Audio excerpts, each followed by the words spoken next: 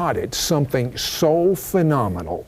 It appears as though every time there are three things that occur in the United States of America, there are horrific ramifications, from earthquakes to the stock market going down to even impeachments. And the three phenomena are abortion.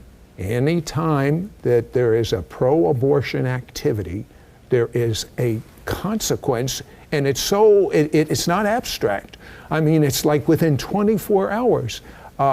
Every time there is something to do with pro-homosexuality, a judgment of some sort occurs.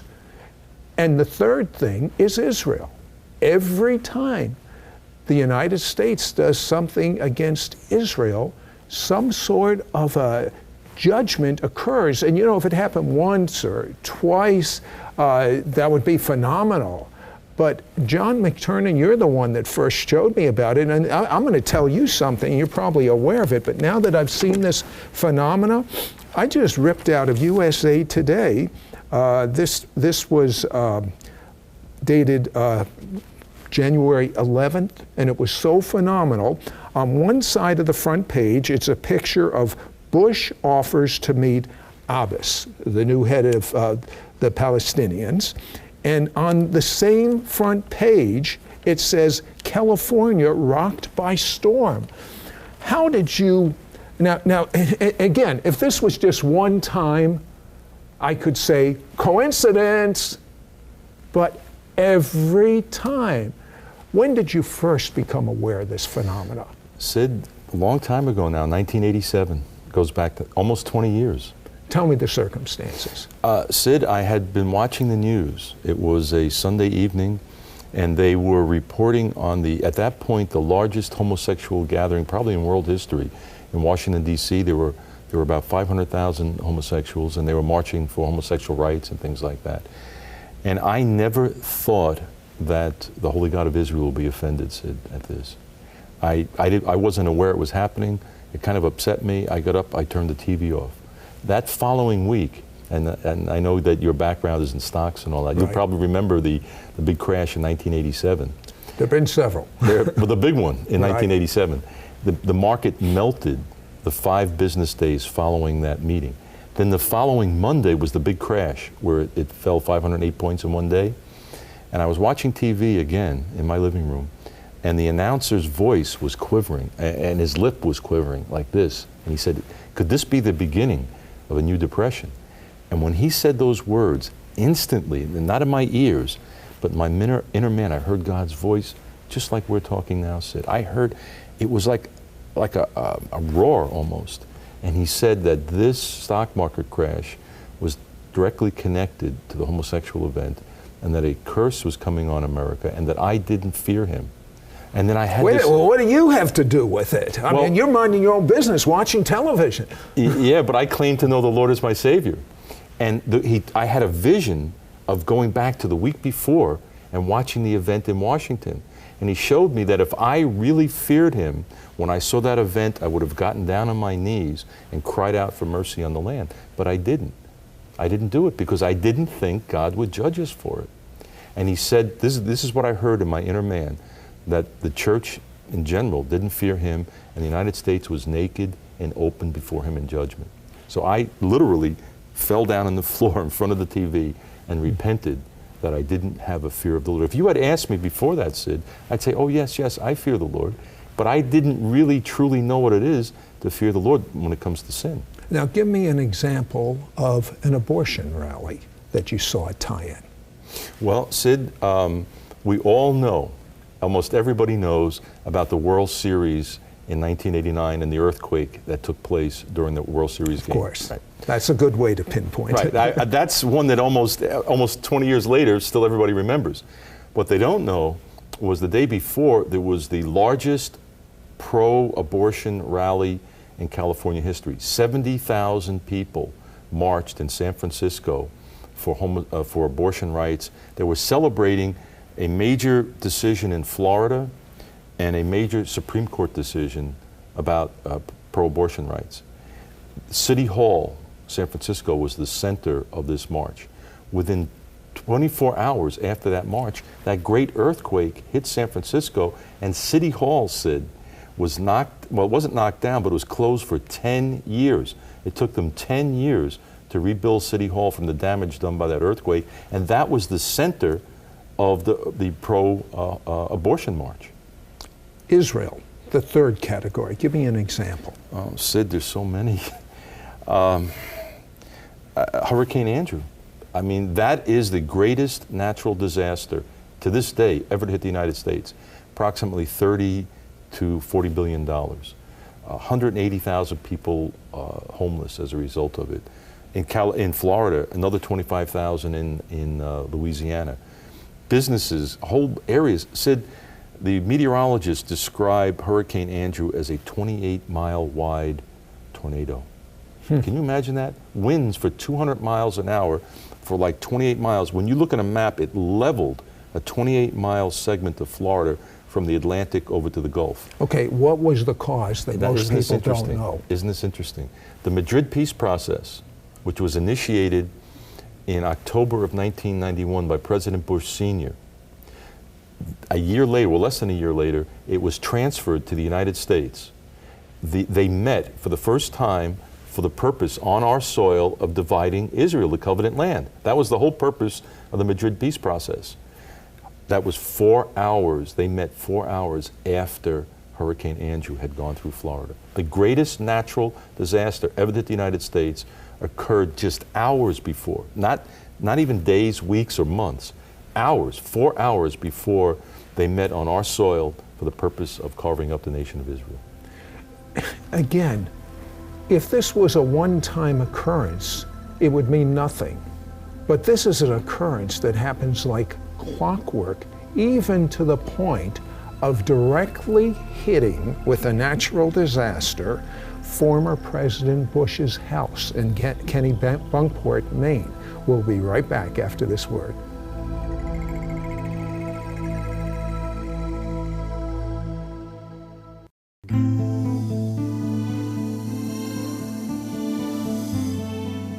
Hello, Sid Roth, your investigative reporter, here with John McTernan, and I've been pointing out a phenomenon that so few, I wish every newscaster in the world would understand this phenomenon. Every time that there is a pro-abortion, pro-homosexuality, or anti-Israel stance in the United States of America, there is what my guest John McTernan calls a warning judgment. Either the stock market goes way down, or there is a storm, not just a storm. Do you remember the movie, The Perfect Storm? Tell me about that phenomenon. Well, Sid, this is, in recent times, this is where it begins with Israel. October 31st, 1991, when President Bush Sr. initiated the Madrid peace process in Madrid, Spain. And if you remember back that far, it's getting to be a long way now, but the president brought Israel, Egypt, the Palestinians, and Syria to the negotiating table, and that's where the term land for peace comes from, where Israel was going to give up the covenant land according to the scriptures. It's called the West Bank, but the Bible calls it Judea and Samaria. Well, why is God so upset on dividing up the land of Israel? Because that land has a direct connection to his prophetic plan for the second coming of the Lord and for the salvation of mankind. It is directly associated, directly connected with his prophetic plan. So tell me about this perfect storm. Well, the President of the United States is in Madrid, Spain, initiating the Madrid peace process, which we just described. The very day, Sid, not, again, these things that you're describing don't happen, it isn't something like a week or month away from an event and you kind of twist it to fit it. It's same day occurrences, like you read from that article. On the very day that he's in Madrid, Spain, initiating the Madrid peace process, what was called a perfect storm had formed a couple days before in the North Atlantic. Sid, when was the last time you heard of a hurricane forming off Nova Scotia in October? It's kind of not the way science says it's supposed to be. Sid, right, so hurricanes form in warm water like in July and August and September, and they come from the south and go southwest and end up going, northeast. This one came from the northeast and went southwest, and it went 1,000 miles the wrong way. It was the most powerful storm ever recorded, Sid. It generated waves in the Atlantic Ocean between 120 and 150 feet high. Can you imagine that? Never have they, as a storm, had this power. It came the wrong way 1,000 miles. It never hit directly. The eye never hit the coast of the United States, but it was offshore, and it sent 30-foot waves against the coast, and the president has a home in Maine, Kennebunkport, Maine.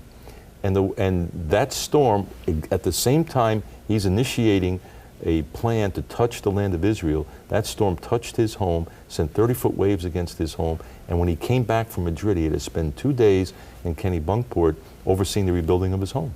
So while he was touching the covenant land of Israel, his very own home was being touched by what's called a perfect storm and a freakish weather pattern that the meteorologists say only develops once every 100, 200 years. They've made a movie out of it. Former head of the Palestinian people, Arafat. Yes. I'm amazed at, it seems as though every time he comes to the United States, there's a problem in reference to if he's coming to negotiate about Israel. Explain. Sid, in my book, I have recorded 14 instances where Yasser Arafat came to the United States, and then one occasion when President Clinton met him in Gaza for the purpose of carving up the nation of Israel. Every one of those occurrences, either a hurricane hit, massive tornado storms that are recorded as some of the worst tornado storms ever recorded.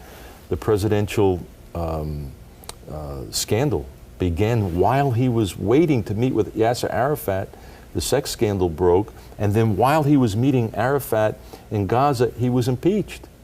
On the same day, Sid. Isn't that amazing? Like months later, but on the same day. Stock market crashes. I heard one investor once, I was showing the stock market what happens when Arafat was coming, and he said, we should get ready to sell, before he comes. They would follow the stock market because Arafat would come, because you'd see record falls like the day before he came, the day he was here, and the day after the stock market would just fall. Massive forest fires, Sid. Floods, massive flooding would occur. Record floods in Texas comes to mind when Arafat came. So every time Yasser Arafat set foot on the United States soil for the purpose of carving up the nation of Israel, an awesome disaster occurred, Sid. So how come you? How come you're the one that spotted this? I mean, it's so like clockwork. Every one of, now that I'm tipped off, I see this. Yeah, you can see it yourself. Anyone can see it. I mean, on this front page of USA Today, on the same page, these two things. Yeah, and you notice it was just for President Bush to meet with a boss. Record storms. In 120 years of record keeping, they were the worst storms ever to hit California, Sid. And they were occurring while the Palestinians were voting for Abbas, and then President Bush makes that statement. He invites him to come to the White House. So I think, Sid, we should all be on our knees. If he does come to set foot on our soil, we should all be on our knees before the Lord because of the things that could happen to this country. The track record is laid, Sid. And the warning has been set. You just read it front page. God's not hiding it. I'm speaking to John McTernan right now, and he's right. I mean, we're coming into some crunchy times. Wait till you see what happens to those that are anti-Jewish, anti-Semitic in America. Be right back after this.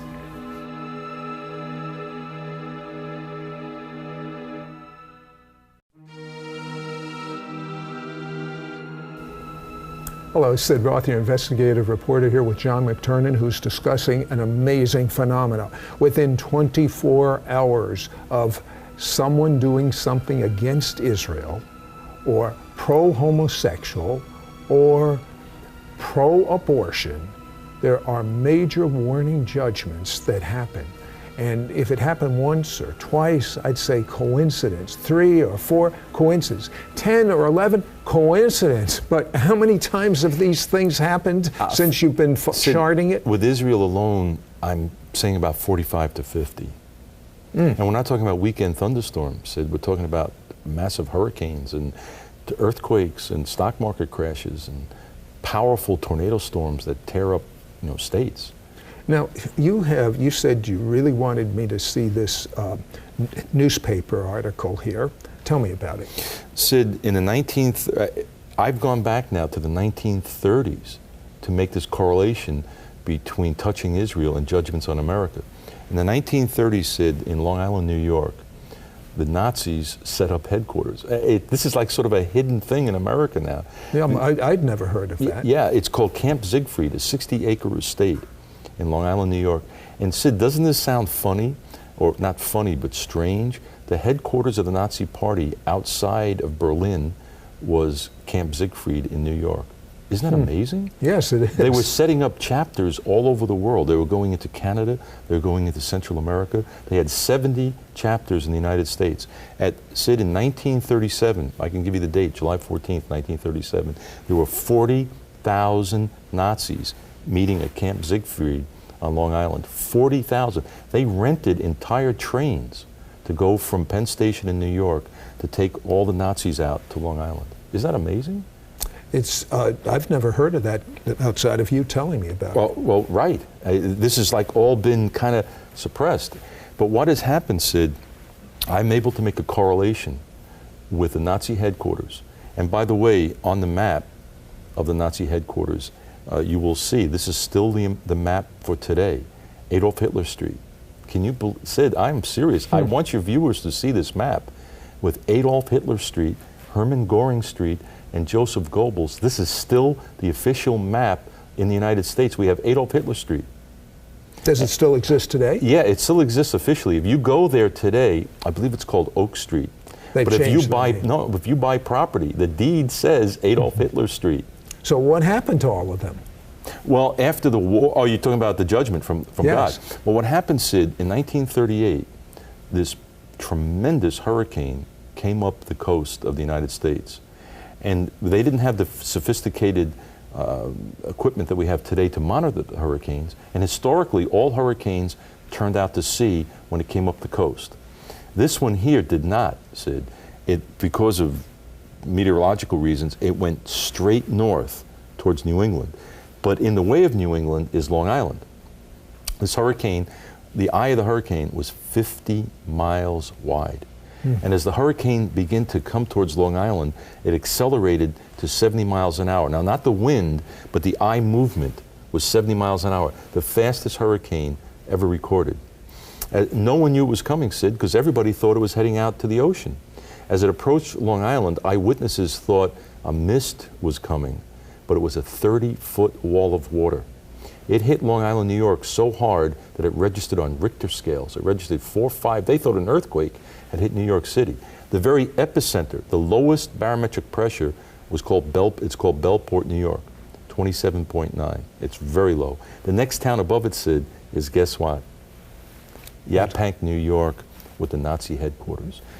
That hit, the force of it, Sid, the power of that hurricane, the eye of it went directly over Adolf Hitler Street. And it's at the same time, look at the headings here from the Providence Journal from 1938. As you can see, it said 251 dead, actually 1,000. The hurricane killed 1,000. Today, if you were to put it in our dollars, it would rank with Hurricane Andrew with the destruction of, of it. It hit New York, Connecticut, Rhode Island, Massachusetts, Vermont, New Hampshire, and Maine were all devastated by this hurricane. It was a curse. As the Nazis were trying to take root in the United States, this incredible hurricane hit their very headquarters. And you could see what it says in the newspaper. Hitler gives Czechs 7 days to bow. This is when the world, including the United States, turned their back on Czechoslovakia and gave it to Hitler. It happened at the exact time that great hurricane of 1938 was going over the Adolf Hitler Street here in the United States. Let's fast forward a little bit. Let's suppose that the United States is the chief power broker in a Palestinian state. Based on what you know, what effect will that have on the United States? Sid, I believe God is warned already. He's telegraphing it. I believe that he may remove us as a world power, Sid. It's that serious? Yes, it's that serious, Sid. Because Israel is at the very heart of God's prophetic plan. And he'll only allow the interference with Israel for so long, Sid, and then he'll have to remove that pressure that's doing it. And I believe that right now the United States is the great superpower, but in a very short time, if we're continuing to pressure Israel like this, that he very well may break that power. Well, John McTernan stated that all of the end time activity that God has in store has to do with the land of Israel, and that anyone that touches Israel, there is a warning judgment that comes from God. But I see something even deeper than that. You see, it says in the book of Ephesians that Jesus came to break down the middle wall of separation between Jew and Gentile to form one new man. It's as if Christians have a special presence from God, and Jewish people have a special presence from God. And there's been a separation between the two. What would happen if these two powerful anointings came together in Jesus, Yeshua, the King of the Jews? It's called, Paul calls this life from the dead. And I see the deeper, under the surface thing that the devil is trying to do is to divide Jews and Gentiles. Who is the only people group that will stand up for Jewish people when the whole world, and according to the Bible this will happen, the whole world turns against the Jewish people and the nation Israel? It's going to be Christians.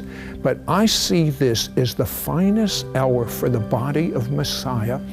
It's called the glorious congregation, because when the Jew and Gentile come together as one new man, the Messiah of Israel's true body, it says that the glory will invade the presence of the believers. And wherever believers go, God's glory is going to go. And God's glory is going to splash on people. And they are going to be, like John repented of, in repentance of a holy God. We're going to see people coming to know God, Jews and Gentiles. God's always moved on the Jew first. And before this great last move of God's Spirit is going to move on Jewish people, and the spiritual scales are going to come off of our eyes. And there's going to be a release of healing, of miracles, as the world gets worse and worse, the glory of God will be on His church, on His congregation.